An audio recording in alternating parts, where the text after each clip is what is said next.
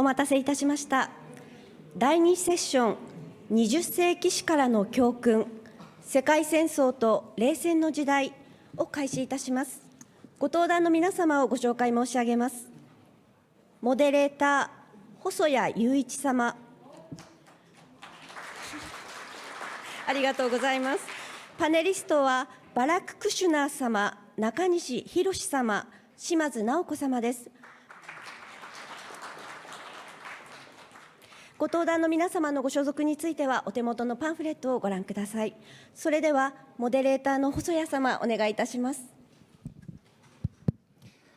Hi, and thank you very much indeed. Let me commence the second session of today.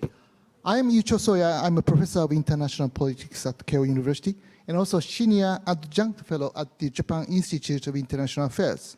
Firstly, I would like to repeat my gratitude to the organizers of this conference, particularly President of this JAYA, Ambassador Sasai, for organizing this wonderful conference. Every year, I think that the importance of this Tokyo Global Dialogue has been increased.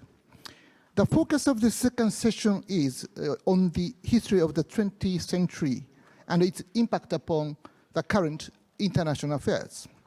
The title of the session is the Lessons from the History of the 20th Century, the Era of the Two World Wars and the Cold War. Of course, this topic is quite huge. But we often said that now we are in an era of turning point in global history, as former Prime Minister Fumio Kishida has repeatedly mentioned. So it's now very important to understand the nature of the changing of the changes in the global history. And we have really excellent speakers in this session. Let me briefly introduce our panelists today. Our first speaker is Professor Barak Kushner. Professor Kushner is a distinguished historian and serves as a professor of East Asian history at the University of Cambridge. His notable works include The Geography of Injustice, East Asia's Battle Between Memory and History, published in 2014.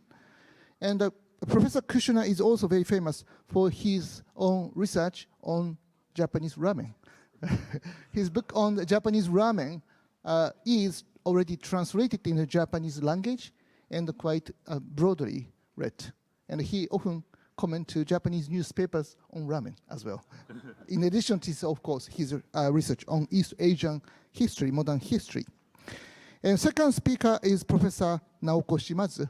Professor Naoko Shimazu is currently teaching at the Tokyo College, the University of Tokyo, a new institution within the University of Tokyo. But previously, she has been teaching at first at the Barak College at the University of London, and then the National University of Singapore in Singapore. She has been writing many, many books, of course, and articles, and her first monograph entitled Japan, Race and Equality, the Racial Equality Proposal of 1919, has been broadly cited and referred and read.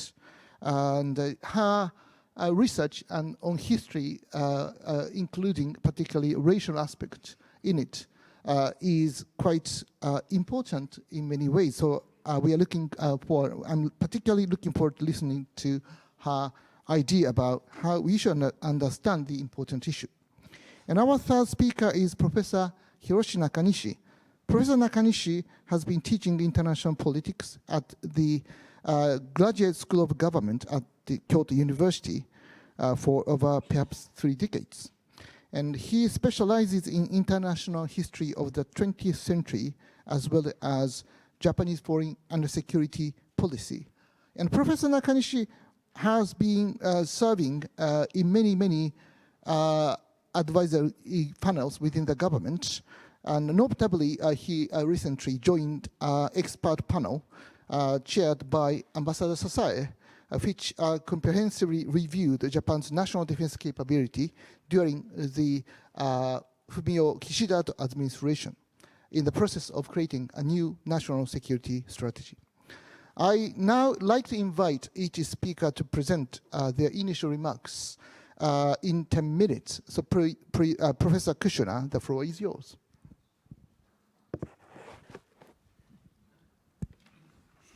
Thank you very much, Hosoya Sensei. I'm going first, so I'm kind of the warm-up act for this panel, or the zenza, if you want kind of to think about it in terms of rakugo.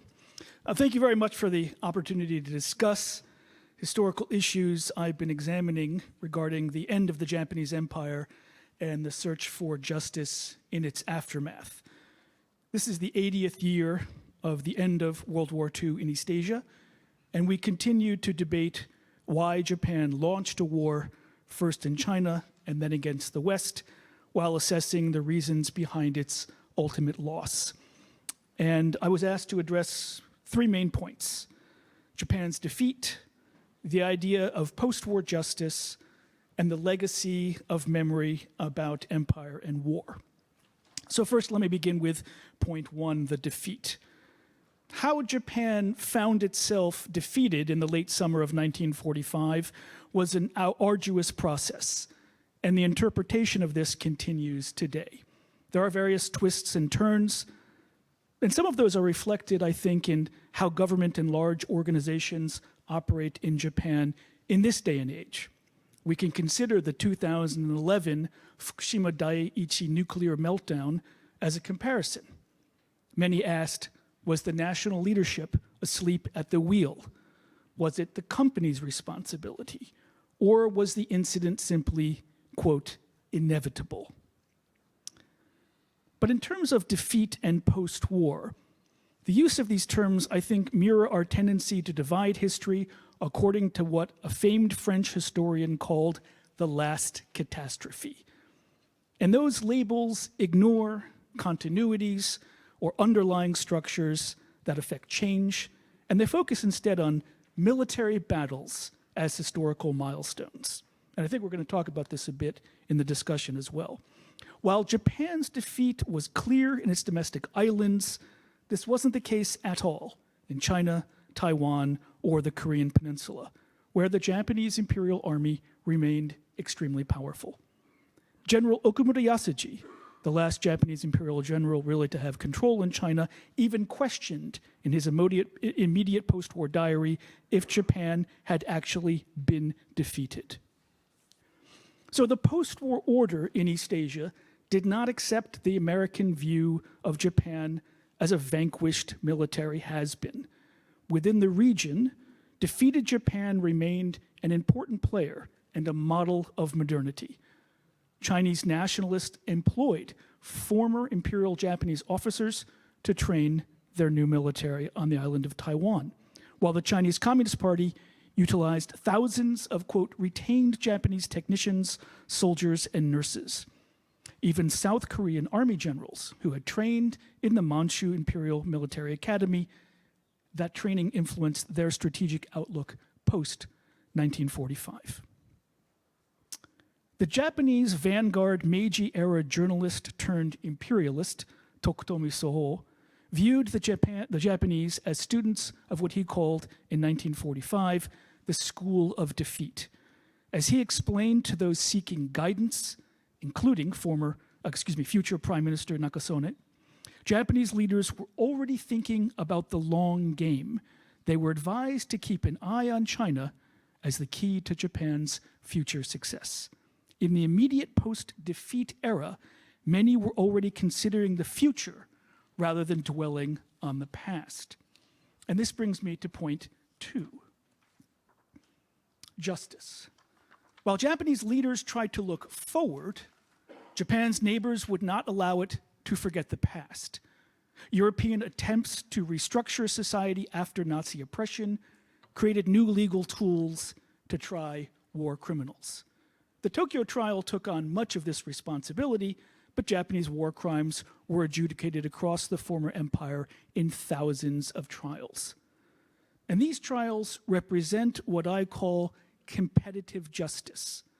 Despite the costly and time-consuming nature of war crimes tribunals, many groups pushed for them. They offered an alternative to continuing violence, and they legitimized post-war authority. European powers who claimed law and justice while reasserting their colonial power in Asian colonies needed to prove Japan wrong and themselves on the right side of history. For the Chinese, the goal was similar, to gain prestige in the international community. Japan attempted to create its own courts and investigations into the war's origins, but this was stymied at almost every turn by the Allies, who wanted to control the historical narrative. The trials spanned for more than a decade after the end of World War II. And the war concerned two issues for Japan: empire and the military battle for East Asian supremacy. The competition extended to information control as well. Americans concealed data about Japanese biological and chemical weapons to secure military secrets during the Cold War, protecting researchers from prosecution. The Soviet Union opened up one of the only trials on biological warfare in 1949, but the West dismissed it as propaganda.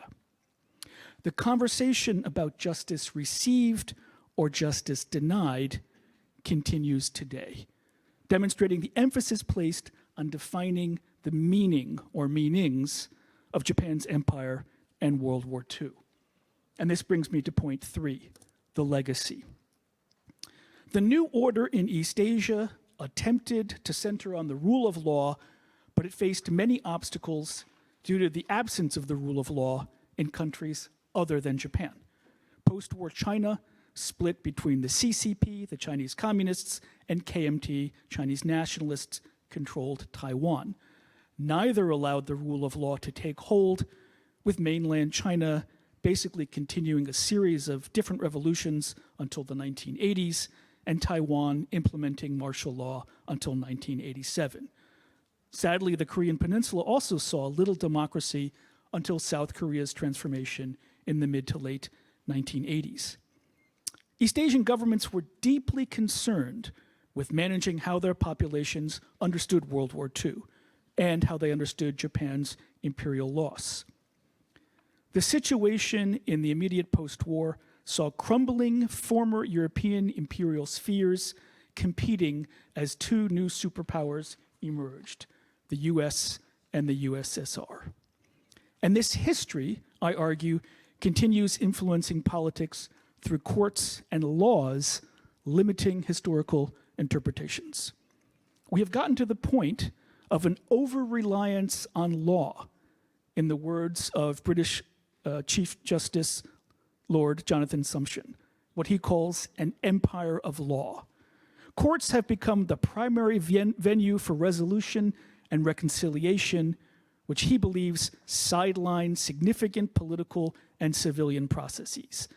And this has become evident in Japan's bilateral and in sometimes multilateral relations, where imperial-era crimes are consistently addressed in courts rather than through political discussions or civilian dialogue. And this brings me to my conclusion. Where does my short intervention leave us? I argue that historical narrative is a driver of ideology, and that is often overlooked in contemporary political discussions. History drives politics in significantly different ways in East Asia, often serving as a political weapon. While Japan adequately remembers the war, the empire's multiculturalism and complexities have often been forgotten. Military disbandment is physically and somewhat perhaps easily achievable, but changing military-centered mindsets and education takes much longer. Empire does not truly end until the narrative about the past era changes. And one example of this is the persistent influence of historical issues on foreign policy in Japan. I recently was able to start reading through Funabashi Yoichi's 2-volume biography of the late Prime Minister Abe Shinzo. And in that biography, 30% of the chapters deal with legacies of empire and Japan's wars, a proportion I would argue mainly unmatched in other democratic nations' foreign policies. So I end on a note concerning the crucial lesson for contemporary Japanese diplomacy, since that was one of our tasks. I suggest that history cannot be declared irreversible. And this was evident in 2015, in the December 2015 accord between South Korea and Japan concerning comfort women, which claimed the issue, quote, was resolved finally and irreversibly. And I think this highlights the gap between politics and history and between ideology and perception. History continuously evolves, as do our interpretations of the past. Declaring historical consensus only invites more scrutiny. True reconciliation requires constant engagement, understanding that while justice may be finite, reconciliation is an endless process based on both present and, importantly, future behavior. Thank you very much. 以上です。Well, thank you very much, Professor Kushner, for your brilliant initial remark. I originally asked three speakers to talk about the global history of the 20th century in 10 minutes. I think that this should be a mission impossible. But Professor Kushner actually pointed out three extremely important viewpoints to understand the 20th century global history, particularly modern East Asian history, particularly by focusing on the importance of the legacies of empire. And the legacy of the empire actually should be understood in many different perspectives, like in Ukraine, in Taiwan, in many places in the world. We also always have to think about these legacies of empire to understand the current international politics. So history often strikes back when we ignore it. So to try to prepare for it, to try to prepare for the new evolution of history, we need to deepen our understanding about history. So then I'd like to ask Professor Nakanishi, and I ask him to focus on the Japanese strategy in the 20th century. Thank you, Hosoya Sensei, and good afternoon, the distinguished audiences. It is my pleasure and honor to be able to talk in front of the audience here in this sixth Tokyo Global Dialogue. Although, like Hosoya-san said, the mission we are assigned is something impossible, to talk about the 20th century history in 10 minutes. So I'd like to speak out from my memo in order not to talk too much. The first, like Kushner Sensei mentioned, I'd like to talk about the history never ending. First, I'd like to talk about the notion of the 20th century, and then second, I'd like to touch upon the Japanese experience, particularly the post-war Japanese foreign policy experience. The conventional idea of the 20th century is the so-called short 20th century, first named by historian Eric Hobsbawm in late 1990s. The title of today's session, Two World Wars and the Cold War, basically follows the notion of the 20th century. But from today's perspective, as well as global perspective, I prefer to discuss the long 20th century, which, in my opinion, started in late 19th century and ended in early 21st century around 2008. The end of the 19th century was the period of the rise of the West. The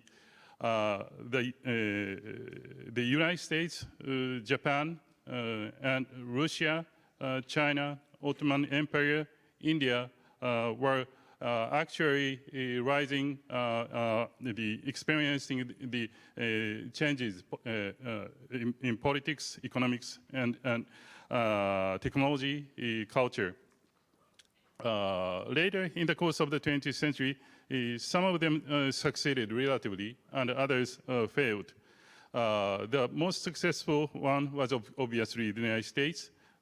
Japan, despite devastating defeat and losses, generally made success. while China, Ottoman Empire, India had severe experiences. Russia was in the middle case in the sense that while the Tsarist Empire failed, but as the Soviet Empire, it succeeded to some extent. The winning strategy in the middle of the 20th century was to combine the manufacturing industrialization with the unified nation and a strong state. The end of the 20th century saw the unraveling of this winning strategy with the financial monetary globalization and increasing information industry. The strong and unified state with large manufacturing industry has now becoming obsolete. Global supply chains and technological innovation, particularly in information technology as well as bioindustry, supported by financial capitalism, became the winning strategy.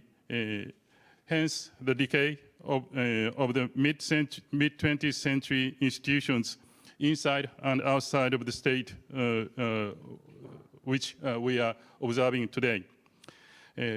Year 2008 was the benchmark year of the turnaround, and we are looking at the end of the end in the form of two ongoing wars and the Trump administration 2.0. All these are more or less, all these wars, as well as the current American administration, appear to be more or less nostalgic and backward-looking.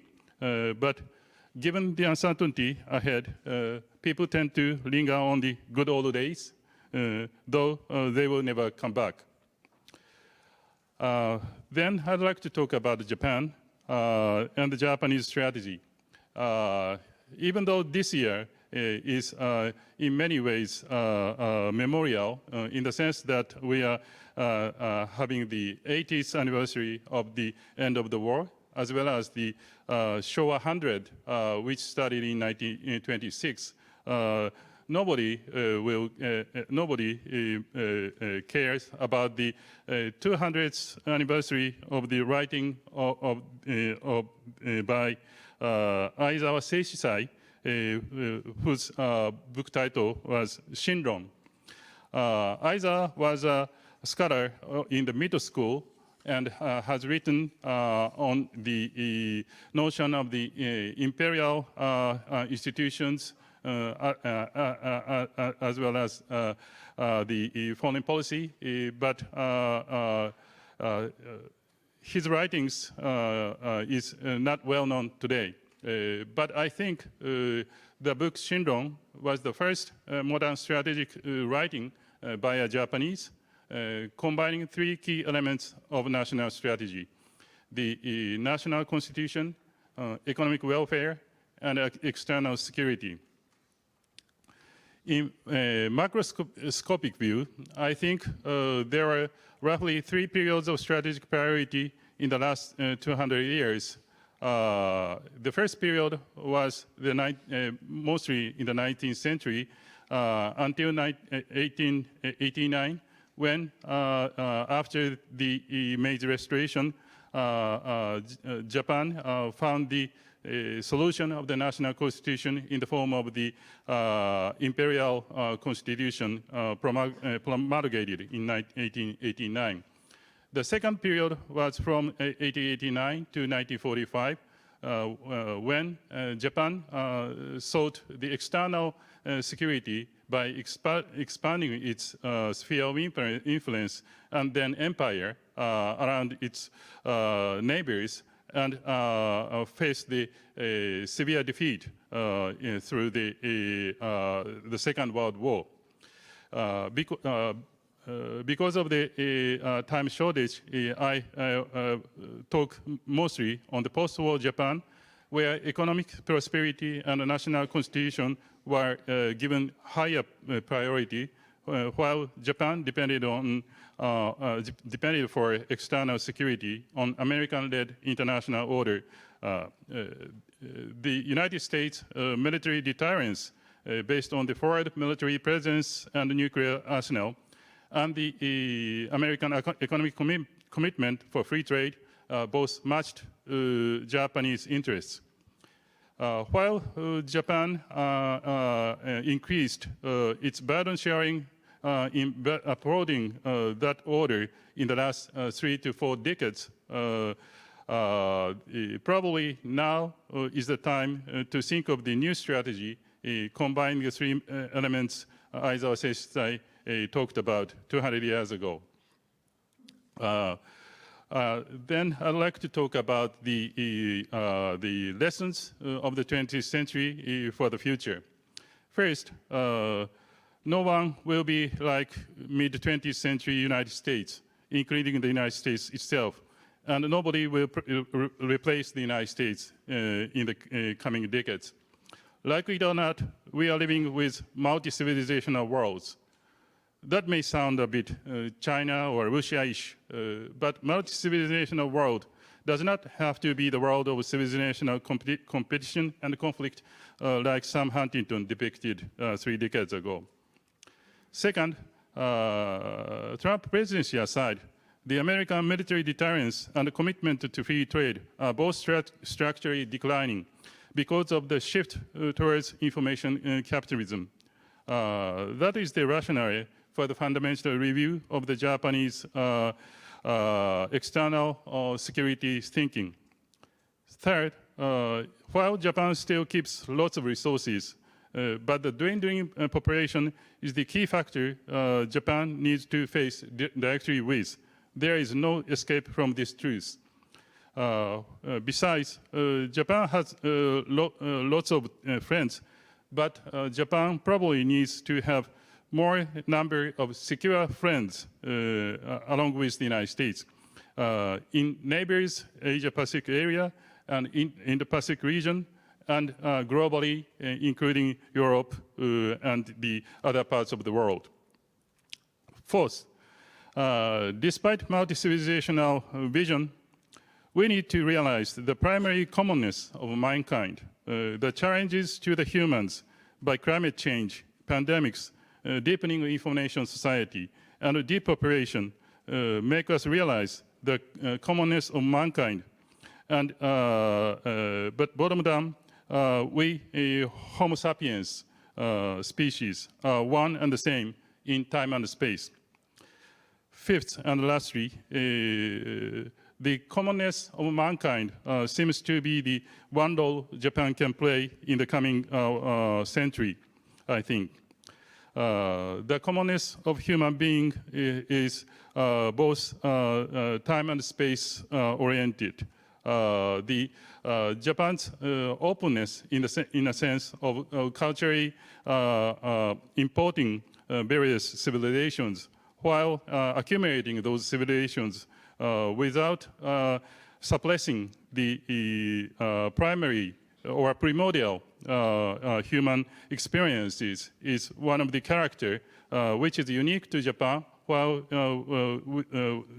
which makes Japan's experience somewhat universal in terms of the human commonness. So I think Japan needs to permit that sort of self-recognition into various aspects of Japanese policies, particularly in the foreign policy, diplomacy, economy, and culture. I'd like to stop here. Thank you.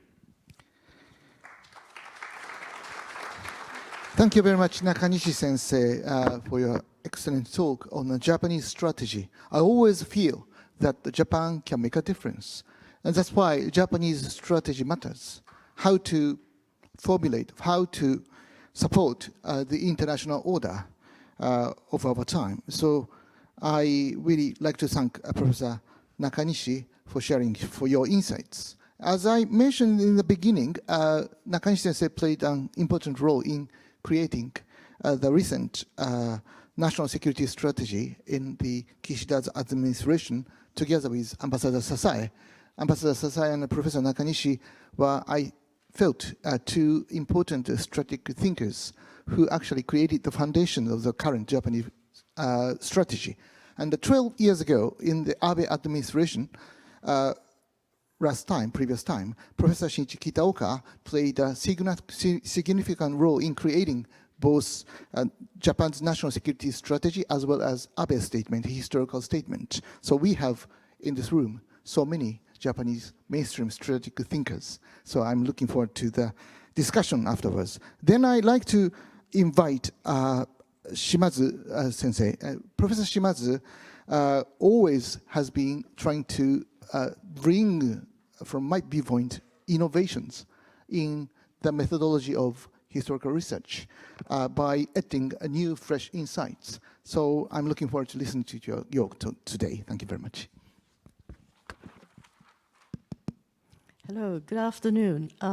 Thank you very much for inviting me to this panel, and thank you very much for giving me this opportunity to revisit one of my favorite topics, which is to do with Japan and race and racial equality. So how do we understand Japan and the Japanese historical experiences in terms of the framework of global history? For those of you who are familiar with global history, possibly one of the most useful treatments of this subject is the book published in 2016 called What is Global History?, written by Sebastian Conrad, who is Professor of Global History at the Free University of Berlin. Now, what is interesting about Professor Conrad is that he started out his research career as a historian of modern Japan. And indeed, this is when I first met him at the Institute of Social Science, or Shaken, of the University of Tokyo in the 1990s. So for the purpose of my brief talk, it is significant that Professor Conrad, who is now one of the big leaders, intellectual forces behind global history, was a historian of Japan because of what Japan symbolized in the early 20th century world. So my task today is to offer some thoughts on how we can understand challenges that Japan faces through the lens of global history. I decided to do this by focusing on a diplomatic event that happened at the Paris Peace Conference of 1919 after the end of the First World War. Because this case study offers important implications for understanding how Japan was connected globally with the key issues of the day. When Japan was invited as the fifth great power at the peace conference, following the United States, United Kingdom, France, and Italy, it had three peace demands. Two of them were territorial in nature, namely the German concessions on the Shandong Peninsula in China and the islands, former German islands in the Central Pacific. The one I'm going to focus on today is what is known as the racial equality proposal. The Japanese delegation wanted to have a racial equality clause inserted into the covenant of the League of Nations, which was being negotiated in the League of Nations Committee, chaired by the American President Woodrow Wilson. The official name for the proposal in Japanese was Jinshu Sabetsu Teppayan, or the proposal to abolish racial discrimination, which incidentally has quite a different connotation from the racial equality proposal, or in Japanese, Jinshu Byoudo An, the name which was more commonly used in English. Now, as I argued in my book, at the bottom line, what the Japanese really wanted through this proposal was to protect itself from being disadvantaged by racial discrimination in the new international order that was being created at the peace conference in the form of the League of Nations. Ultimately, the Japanese proposal went through a protracted negotiation, only to be defeated by a unanimity voting imposed by Woodrow Wilson as the chair of the committee. The significance of this proposal lies with the fact that it was defeated. Now, this diplomatic initiative at Paris in 1919 reveals some thought-provoking questions about Japan's place in the early 20th century world. Most importantly, it demonstrated that Japan's impact on contemporary international relations had become global by 1919, which was why the proposal had to be defeated. Ironically, the Japanese themselves had little self-conception that they had any global impact. So let me explain what I mean by this intriguing perceptual gap that existed about Japan in the eyes of the world, on the one hand, contrasted with the Japanese sense of their own positionality in the world on the other. So first, from the point of view of the history of Japanese diplomacy, the racial equality proposal was an extremely rare diplomatic initiative to be taken by the Japanese. It symbolized a major intervention in the prevailing norms of international society. Quite possibly, it was the first time when race was tabled at a major international conference by a great power in the history of international relations. What we can state definitively is that Japan had Japan not been one of the 5 great powers at Paris, there never would have been this discussion on racial equality. This is because of the underlying imperial consensus at the time, which precluded any issues that might undermine the fundamental prerogatives of empires, which were multiracial by definition. Indeed, unsurprisingly, race was a deeply divisive issue and threatening issue, and moreover considered to be an internal issue of empires and not a diplomatic issue. What the Japanese were asking was were asking for in this proposal was not universal racial equality. Nevertheless, race was used in the naming of the proposal, and that it had made it to the top table at the peace conference. Only 25 years later, racial equality was enshrined as a fundamental principle of international justice in the United Nations Charter. In 1919, it needed a Japan to have race discussed at the top level of this major international, major peace conference. And this was due to the fact that Japan had a symbolic presence in the world dominated by white Western imperial powers.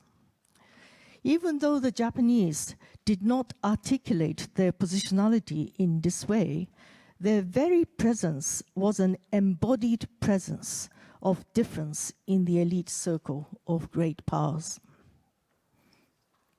Another point I'd like to make is that the racial equality proposal exposed an entirely different dimension of Japan's connections in the world, with serious implications for its global positionality.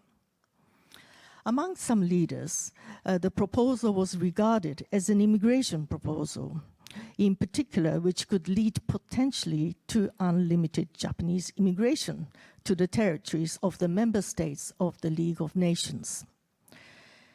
This was a major problem with the British dominions, especially Australia, and Canada, as well as the west coast of the United States. Now, what Japan had not quite realized was that it had become a threatening military power in the Pacific by 1919, especially after the Russo-Japanese War of 1904-05. And in the 1907 Jellicoe report, it mentioned possible naval threat from Japan as one of the most plausible sources of threat to its interests in the Pacific south of the equator, driving the British dominions, especially Australia and New Zealand, into some panic. Now, the powerfully effective protest on the part of the British dominions, especially by Australia's Prime Minister Billy Hughes at the peace conference, was one of the main reasons for the defeat of the racial equality proposal in 1919. This was incomprehensible to the Japanese because the Japanese could never fully understand the complex interrelationship which London had with its dominions. Now, migration is a major theme in global history as it is about mobility and connectivity. Moreover, migration cuts across race and gender. The Japanese metropole was forever concerned that the unruly conduct of its citizens and immigrants around the world would cause embarrassment to Japan's increasingly important global status. What the Japanese elite found it hard to fathom was that their hard-earned international reputation as a first-class nation, despite it being a non-white state, could very easily be tarnished by the lower socioeconomic classes. Take, for example, the British Strait settlements of Singapore. The earlier generation of Japanese migrants tended to be predominantly women who came as sex workers, known as karayuki-san, and men related to the burgeoning businesses that supported the Japanese red light district in Singapore. Now, the later arrivals constituting the professionals and middle classes from Japan in the 1910s were appalled by what they saw of their compatriots and the damaging impact they were having on the national reputation of Japan and the Japanese as a race in the British Empire. Headed by the Japanese consul, a movement to prohibit Japanese prostitution in Singapore in 1920 started. And Singapore's pre-war Japanese community presents a very interesting case of how the local Japanese elite took issues with at hand to clean up prostitution, which was denigrating for nationals of a first-class nation to be involved with. For the elite, this was connected with Japan's positionality in the world of powers. But the elite conceptions of being constantly challenged by the lower classes, which through migration were connecting with territories around the world, around the Pacific Rim, is a very important reminder that politics can have various dimensions to consider. Now, in a very brief space of time, I hope I managed to convey why the racial equality question at Paris remains significant. The proposal revealed how Japan was deeply connected with the global issues of the day because of what it symbolized to the world then. The point about the relative awareness of the Japanese about their positionality in the world continues to be relevant to this day. Thank you very much.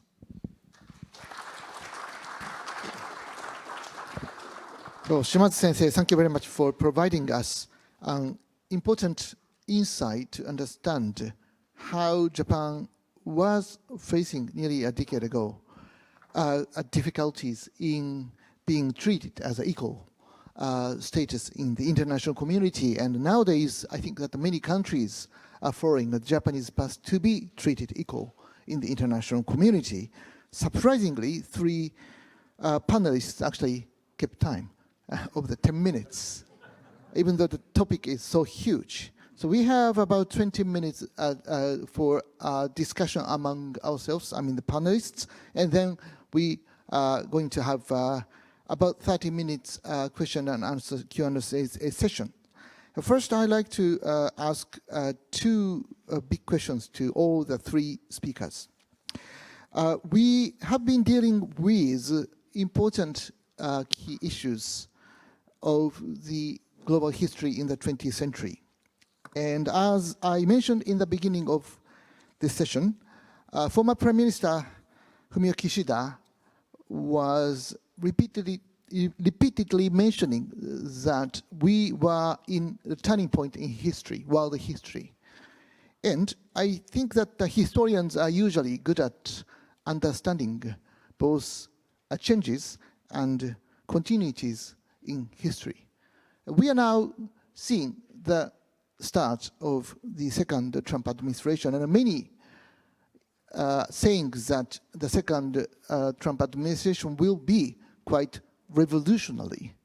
And also, we are seeing the rapid rise of the so-called Global South. And together with the continuation of the war in Ukraine, devastating war in Ukraine. So those factors are often regarded as an important element of big turbulences in global history. So I first like to ask each speaker to place the current turning point in much broader historical perspective, whether this is really revolutionary change, whether these are really drastically changing international order, how, if this is the case, how these are going to radically change the current international order. I know that historians are usually quite modest, not to try to predict the future, but I really like to ask the insights of the three speakers. And then the second question. Nearly a decade ago, Japanese Prime Minister, the late Shinzo Abe, issued a 70 years anniversary of the ending of the Second World War, a so-called Abe statement, a historical statement. And this year, as Professor Kushner already mentioned, this is the 80th anniversary of the ending of the Second World War. Unavoidably, we are going to face many, many difficult historical issues. But we do not know whether Prime Minister Shigeru Ishiba is going to issue a new one. Maybe not, but maybe yes. It depends on the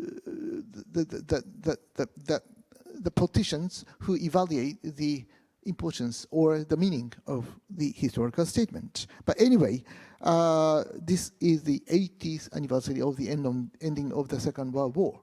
So this year, as I mentioned, we have to prepare for some of the new evolutions or new trends in facing difficult questions which relate to history. So after 10 years, when Prime Minister Shinzo Abe issued his own historical statement, what would be a new elements that Japanese Prime Minister or Japanese government or Japanese people need to take into consideration? So the same order, may I ask? Yes, please. Okay. You asked us this in the preparation room, and I've been squeezing my head to think about how best to respond. I refrain myself from constantly using the phrase turning point in world history. And I like to think of the well-known Oxford historian Margaret Macmillan, who writes on war history a lot, who also, in her words, refrains from using that term because she feels that if we're constantly talking about a turning point in history, then for those of us that are living through the here and now, every moment is a constant turning point. And therefore, you're in a constant state of aroused anxiety in thinking about, oh, this must be the worst, or this must be the best of times, both of which are, in her opinion, is not a good thing. And so she feels that slow and careful reflection is what history is about, because it allows us to avoid this heightened state of constant arousal about the best of times or the worst of times. I think the worst of times idea gets us into trouble because we just become despondent. You could be despondent about the current state of affairs in the US. You might be despondent, like I am, about post-Brexit in the UK and all the glory that that has brought us. Or you might be despondent in the other direction. The Trump administration's Make America Great Again. And if you ignore history and you listen to only that story, then the America of now is horrible, something happened, but we can restore the greatness that was. And my wife and I like to have this discussion about what was so great about America before 1965. Right? If you were a black American before 1965 in America, America was a pretty horrible place to live. If you were my mother, and my mother, you wouldn't be my mother, but if you had been someone like my mother, she was angry all the time that she couldn't go to Princeton University, where I went to graduate school, because she was a woman. There was no equality in society. So I think we have to be careful about overusing the phrase turning point of history, because it allows us to ignore the subtleties of continuity and the subtleties of change. And I think in that sense, we need time to assess. And you use the ramen example, and I wasn't going to go there, but I'll use ramen as an example. Right? You don't make good ramen dashi soup in an hour and 15 minutes, however pressed you are. Right? Good ramen takes time. You have to let the soup cook for at least a day. Historians need time to assess. And it sounds like a very trite example, but I really do think it's true. I think if we look back in assessment, then we can see times of great change. And for me, maybe it wouldn't be Brexit. Maybe it would be the end of World War II in the United Kingdom. And I like to use the United Kingdom and the UK as a comparison, not only because you study it as well, but often America is overused as the comparison. At the end of World War II in the UK, they win theoretically, but they've lost the empire. They have rations. Things in the UK are really bad. And a politician comes out, Foreign Minister Ernst Bevin, and he creates a whole new welfare state. And he's someone who had risen from the ranks of poverty, self-taught, and he makes great change in that turbulent time in the UK. At the same time that he's making this positive change in a turbulent world, there's another almost comparable leader in Japan, Tokuda Kyuichi. Now, we often think of Tokuda Kyuichi, the communist leader. Also comes out in 1945, been in prison for 18 years. And he does not succeed in post-war Japan. Same sort of post-war turbulent time, although, of course, Japan is not a victor in the war, but very similar economic circumstances, having lost the empire as well. And he doesn't get to make the same changes.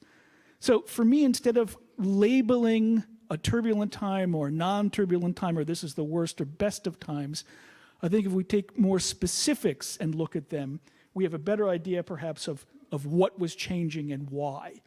And I think that goes to the question that came out with Ambassador Sosaya's question on resilient society, global resilience. Are we going to get to that next? I won't answer I should answer the global resilience? Okay.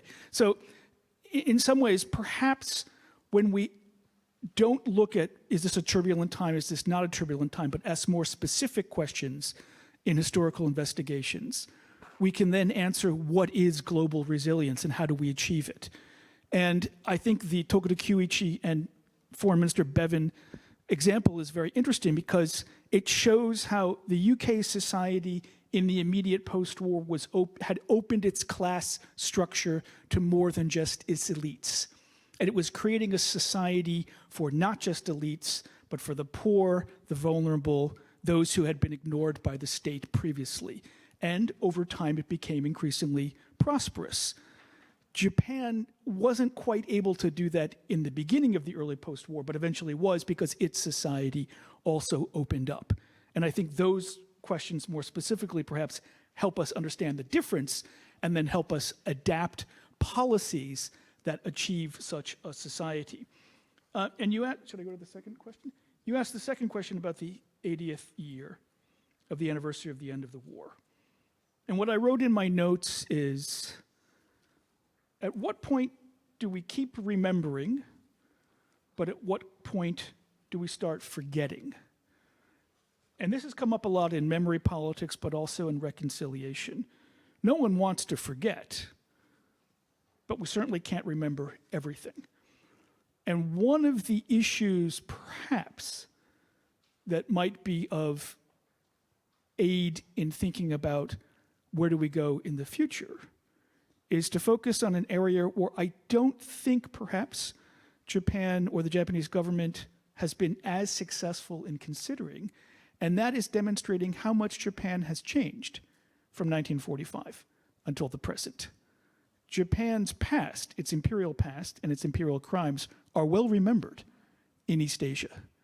But the transformation from that turbulent time up until 1945, until the present 2025, is not as well articulated or perhaps is not as well heard in other parts of the world. And that might be an area for consideration in the future. Well, thank you very much for your elegant answers to difficult questions. It's nice to ask difficult questions without answering to them, but I learned many things from you. I just forgot to ask one additional question. That's why you touch upon it a little bit about the resilience. I originally wanted to ask a question about the meaning of resilience from the historical point of view, because resilience means that there must be something that we need to defend, like liberal norms, rules-based international order, something that we really have to defend. So that's why we have to think about the resilience of some of the important norms and institutions. But at the same time, we need to be flexible enough to respond to the new evolution of history, which we are now facing.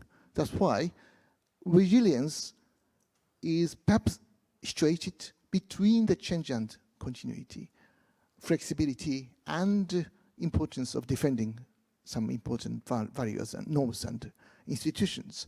So this was original additional question, which I wanted to ask you three, but you don't have to do that because I have that limit of time, but well, whichever you like. But anyway, I like to ask then Nakanishi sensei. Thank you for posing us very difficult questions, and you ask answers to your difficult questions. Yes, I agree with what Professor Barak said. Everything he said, including, of course, his remarks on ramen. But at the same time, people or society want to make the periodization of history for the sake of probably for various reasons. So demarcating what is history and what's present, or the combining the past experiences to today or futures actions. So that's why we are concerned about anniversaries and that kind of thing. But first, I'd like to talk about the rise of the Global South. Everyone, I mean, not many people like the word Global South because it's very divergent and non-existent grouping name or something like that. And I agree with that. I don't think there is sort of a unified agenda or the scheme or the networks, even networks among the so-called Global South. Of course, there is no clear definition of who belongs to global south and who are not. But at the same time, I think if the word means the rise of the so-called West, of course, this is another derogatory term, but those countries, regions, populations who are not having the predominant positions in the course of the political history in the 20th century, I think the rise of those people, those regions, those countries, the trend of this century. Of course, there are various reasons, but I think the general technological trend is moving towards that direction. We are now talking about, like I mentioned in my presentation, we are talking about the information technology and the biotechnology, the kind of newer technologies from late 20th century to 21st centuries. And both are the kind of ubiquitous, universal technology, unlike the case of the nuclear technology, where in the middle of the 20th century, only the most advanced industrial countries could have been engaged. Of course, you need some resources, both the technological tools as well as money to conduct the kind of innovation in those IT or bios. But after all, those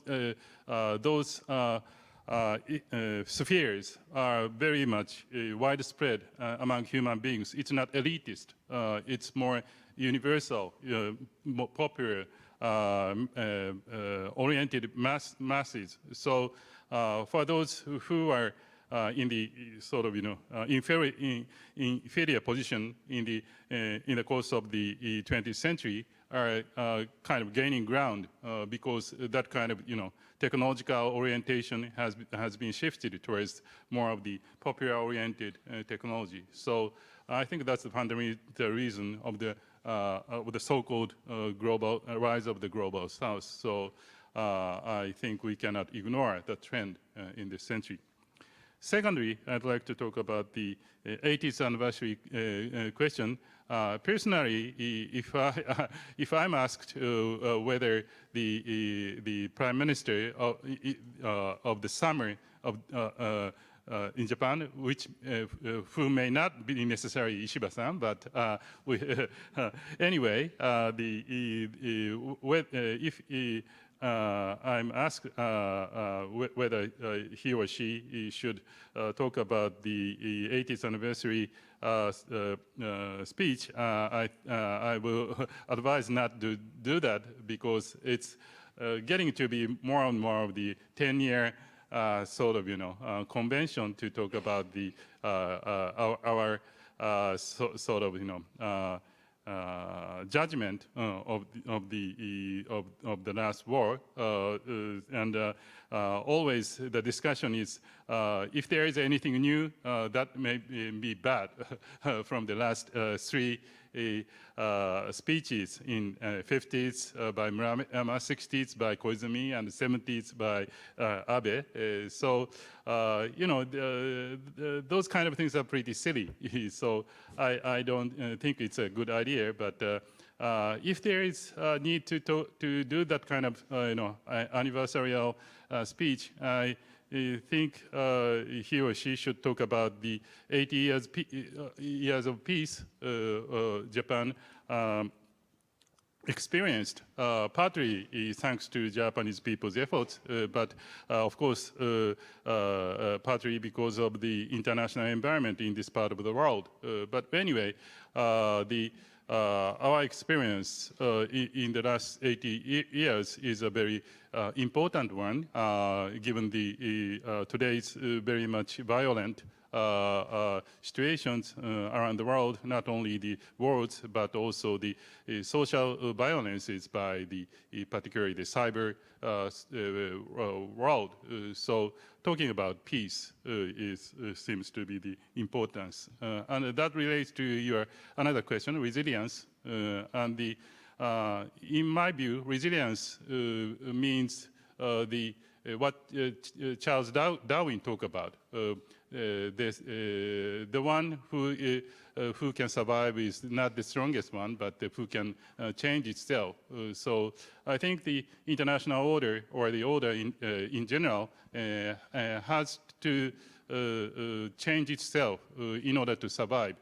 That's the definition of resilience. And so I think it's a bad idea to stick to any kind of specific institutions, norms, systems, or the materials which you have to keep. You need to have the sort of the general combination of what we have now, and I think that's that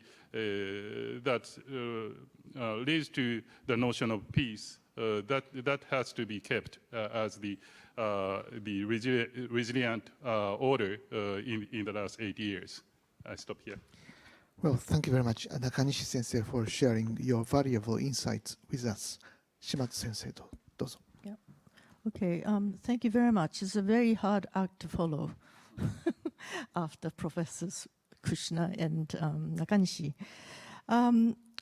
Perhaps if I could sort of raise some points, sort of pertinent to the questions that Professor Hosoya raised in the beginning. Well, first of all, this idea of a turning point in history, I obviously, agree with Barak, and that there is no end to saying when this is a turning point. No, it's not. It's the next year that's a turning point, because in history we essentially have two ways of thinking about it. One is things evolve or change according to the interrelationship between structure and contingency.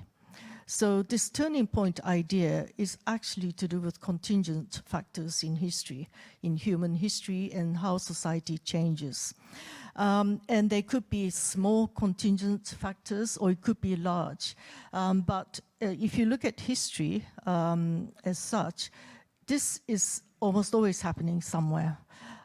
So yes, of course, to us today, and particularly to those of us in this room today, because we tend to be of the older generation in society, and we remember things like what it was like in the 60s, 1960s, or maybe even before, 50s. And we have that historical sort of like longue durée view of history. And this is why we think about when we think about things like, can we, is it a good idea for this past, whatever the structure that might have been in place, to change? We always, our constant source of reference is actually our own experiences. So if you think about the many generational changes that had happened, and if you ask the young people today, they have no sense of what we consider as the kind of long past, this 80th anniversary of the Second World War and so on. So one thing I always kind of think about is, for those of us here, when we think about the 80th anniversary and the significance that this might or might not have, is this the kind of question that we ought to be asking? Because why aren't we asking the younger generations? Because it is them who are the future of the world that we live in. And they would have a very different sense of the past, because they have not experienced the Cold War. I mean, for many of us here, Cold War was a given. And it was an incredible surprise that the war ended. But the generations today, it's what's that? What's Cold War? And when we teach history in universities, this is the kind of question that you got to deal with. So I think it might be worth thinking about generational differences in the way we, in the way that we perceive the past, and what is it that we have to conserve or protect. Now, the second thing is actually to do with this kind of status quo. Why are we talking about resilience of the international order? It's because we believe that the status quo is better than whatever's going to happen next. But in history, as we all know, things have always evolved. And this is, again, what Professor Nakanishi was also emphasizing. So is it actually a good idea to try to think about protecting what we have now? Instead, should we not be thinking about how we can make things better rather than protecting what we know? And as Barak said, it's not at all the case that post-war period has been good for some people, and also maybe for generally speaking in societies at large. So I think it's that sort of like, where do you stand in relation to the issue that you're discussing, which is actually incredibly important, and we should not assume that we're all one and the same, because we are actually very different, and we have very different experiences, and maybe the way that we see about the world is actually quite different from the neighbor that you're sitting next to. Now, about this Global South, because I've been working quite a lot on the Global South, particularly the 1955 Bandung Conference, which took place in Java, Indonesia. As you can probably see by now, I really like conferences. All my research topics tend to be about conferences. But anyway, this idea that Bandung, or the idea of the Global South, could possibly decenter the Western-dominated international system or international kind of norms, expectations, has been around for quite a long time now. So this year is the 70th anniversary of the Bandung Conference of 1955. And so, in other words, what I'm saying is that ideas actually take a long time to change, particularly if it's a fundamental idea like paradigm-shifting ideas. And so to that extent, yes, the Global South and the increasing importance of these countries that now occupy about 120-something odd countries in the world is actually a really significant force. And I'm of the view that it's not a bad thing at all that these countries, which have probably a lot more energy and ideas about how it could change and how they could impact on this kind of global system, it might be a very interesting alternative for us to consider in terms of thinking about international order in the decades to come. Now, I just like to say, because I've been an outside, although I'm Japanese, I have lived outside of Japan all my life. And I, really 53 years outside of Japan. So I have been a Japan observer watcher and sort of part insider, but mostly outsider. And having come to Japan a year and a half ago, I now truly know that I am forever a foreigner, wherever I live. But that's not a bad thing, because I've been, as a very keen Japan watcher over the years. One thing that I could say, coming from Singapore, which is where I most recently lived for 7 years, Japan is a very interesting alternative. And by coming to Japan, I realized that the Japanese people don't realize this. Japan actually has something that it can offer to the world, but it's so kind of introspective. It only looks within. And what is very surprising to me nowadays is how little interest there is among the young people about the outside world. And as you know, my talk was actually about the early 20th century, but Japan cannot live in isolation to the outside world, and it should not be, because it actually has a lot to offer.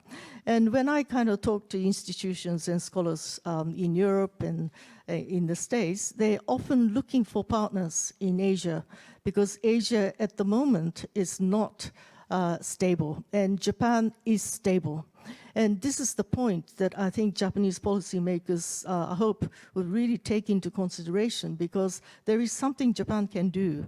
But I think it's sort of, it hasn't really, or maybe it has been, and maybe it's just my ignorance, but I really think there's something that can be done in all these many sectors. I mean, in my case, it's primarily about the university sector. But I think there is quite a lot to be done, and we ought to really put our thinking caps together to think about what can be done. So anyway, thank you very much, Professor Hosoya. Thank you very much indeed. I hope that many youngsters are now watching this Tokyo Global Dialogue online to know what's happening in the world. Well, I was informed that because we started 10 minutes late, we are giving additional 10 minutes. So we have about 20 minutes or so to discuss with the floor. And in the beginning, if I may use my privilege as a moderator, I'd like to ask Professor Kitaoka. As I mentioned, he played a key role in creating 10 years ago Abe's statement. So, Kitaoka Sensei, please.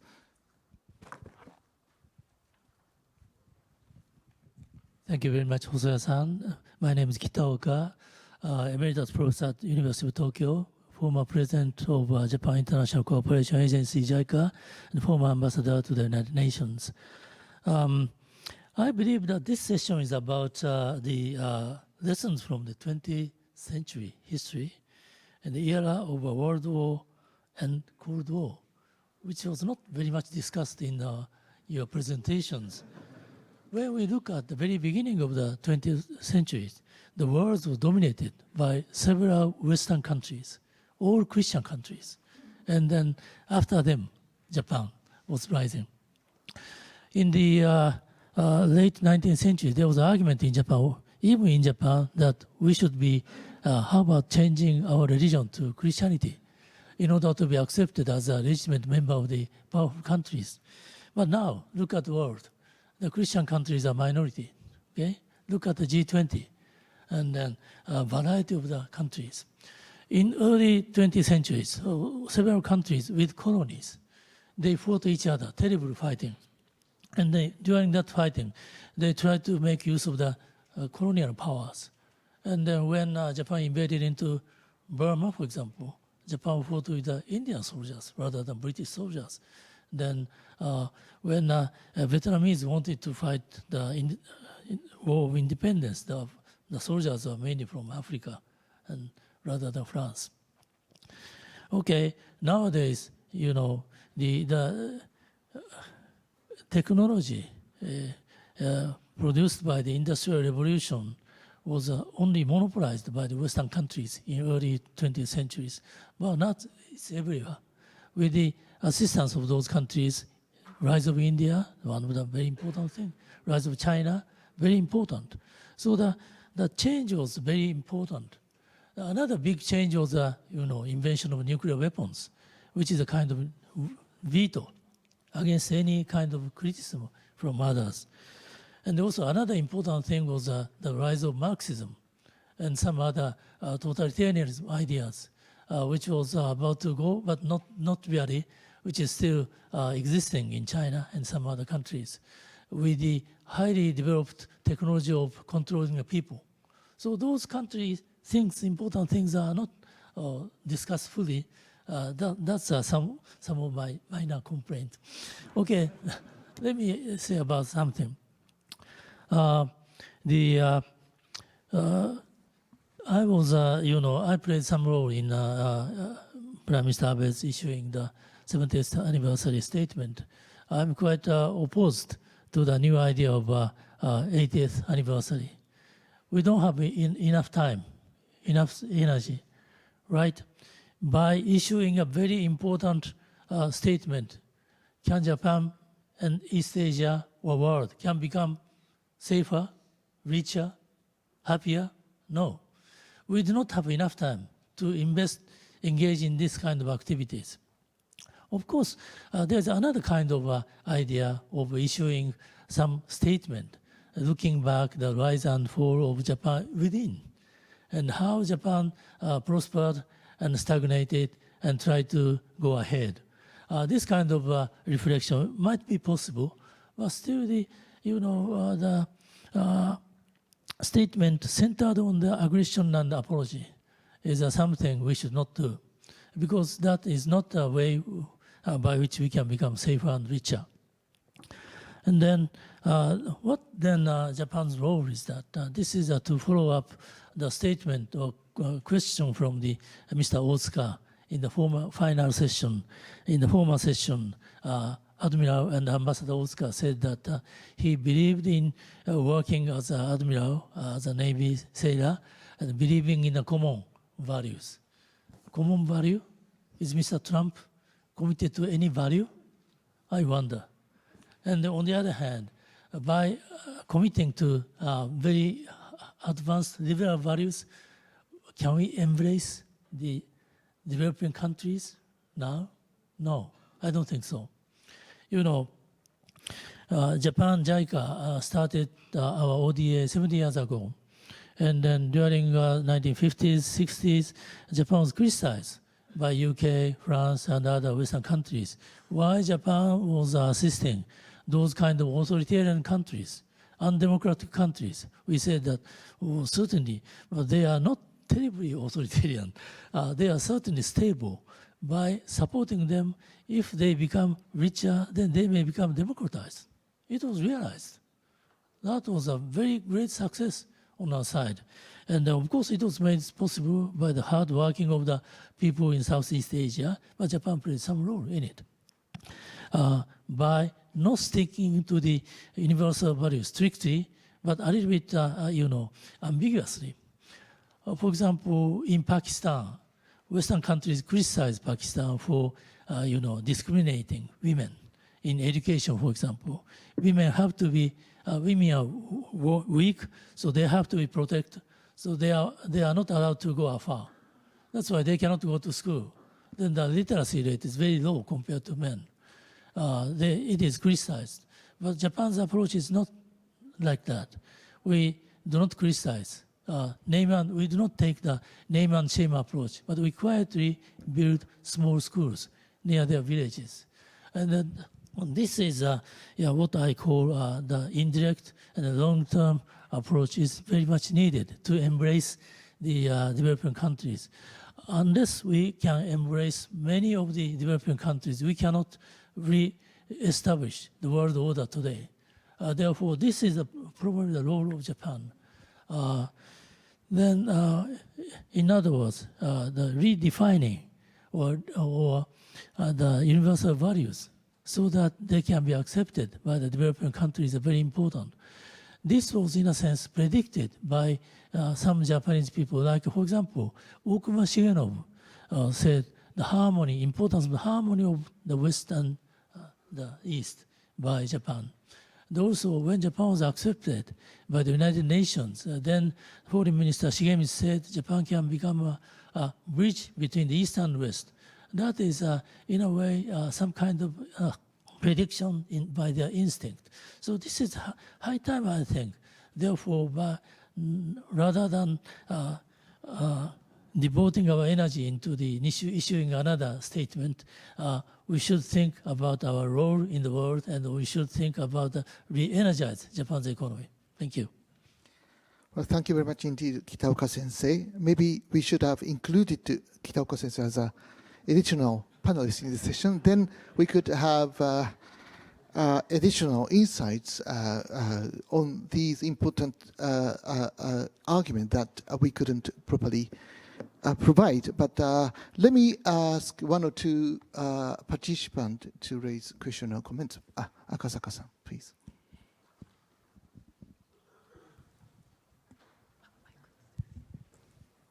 Thank you, Hosoya Sensei. Taking lessons from the history of the 20th century, I'd like to ask a question to Professor Kushner. That do you see the indications right now of making the current days as the World War III. Now, America is leaving WHO. America is neglecting the rules of WTO. America is leaving Paris Agreement. Mr. Trump seems to be turning over the progress being made so far. Now, looking back the history before the Second World War, do you see some similar developments? And people must have thought that the war was unthinkable. Now we have been thinking for the last 80 years that the global war was unthinkable. But it may be thinkable right now with Mr. Trump and Mr. Xi Jinping and Mr. Putin. There are lots of interesting players which make us worried. Do you see indications that we are living actually in a dangerous period just before the World War III? Thank you. Okay, thank you very much. Maybe we need to ask finally each speakers in 2 or 3 minutes for the final remarks. Maybe you should be the last, and Shimazu-san, Nakanishi sensei, Barak. Okay. Well, thank you for that question. I know you didn't ask me, but I thought that in relation to World War II, were the conditions then comparable to the conditions now? I think that interwar period was a very unstable period because of the way the First World War and the peace terms at Versailles were created. I think a lot of people then probably felt that there could be another war. So, and it did happen pretty soon after the First World War. So I think in that sense, it was probably situationally quite different from now. And I think so. That would be my point in a very quick way. Thank you. On the first, this Third World War, or any? Okay, yeah. Yes. As a final remark, I'd like to mention about the situation, the current situation in the world, and I think it's a historic irony that when people think we are smart enough to be able to avoid war, that will tend to happen. That's the problem. At the time of the First World War, people thought that the war will never happen. We have been progressed so much that we know how war is stupid. But when the crisis started in Balkan Peninsula, they thought if war is inevitable, we know we can finish it quickly, and that it turned out a different way at that time. So I think everyone, including President Trump, think that we are smart enough to know that fighting the big global war is a stupid thing and not worth doing that. But at the same time, we don't know what will happen when the crisis escalates and how to contain that. So I have to say there is some chance of the global war, and unfortunately, but the only thing, not only, but the fundamental thing is that we should be modest in terms of what we know or the ability for future prediction. So that's the only thing I think we can be saved from the disaster. Thank you. Certainly, the Bulletin of Atomic Scientists moved the nuclear Armageddon clock 1 minute closer, I think, recently. So there's a lot of talk about this issue. I mean, I think the potential for World War III is very different, as my two colleagues were saying, than World War I and World War II. World War I is an extension of traditional war in a sense that goes awry. World War II is the protection of colonies and empire. In a sense, it ends with a nuclear war. World War III would be, on a world scale, will be something we hadn't seen before. It doesn't preclude local skirmishes from breaking out, as we've seen all across Europe and Africa and other parts of the world. But I would argue that one difference, perhaps the turbulent issue that's different in at this moment in advanced countries is an issue we haven't discussed yet, which is the population. Population in Japan is plummeting. The population in many Western European companies without immigration is also bottoming out. The population in China, while it's huge at this point, there won't be that many young people. As each year progresses, there are less and less young people, and war is a young man's business. It's ruled by generations with gray hair, but the men that go in the field and the women that go in the field are much younger. Will the governments of tomorrow be able to convince the younger population as it dwindles that they want to go to war? And I don't think that's necessarily a question we've been asking or can answer yet. And that would be my answer right now. Thank you very much indeed. I always feel that history provides additional insights for our understanding of the current time. So I am extremely grateful that this time Tokyo Global Dialogue includes history session like this. And by thanking all the participants in this room, and also by thanking all the panelists who contributed greatly to the discussion, I'd like to close this session. Thank you very much indeed. モデレーターの細谷様、ありがとうございました。ご登壇の皆様に今一度拍手をお願いいたします。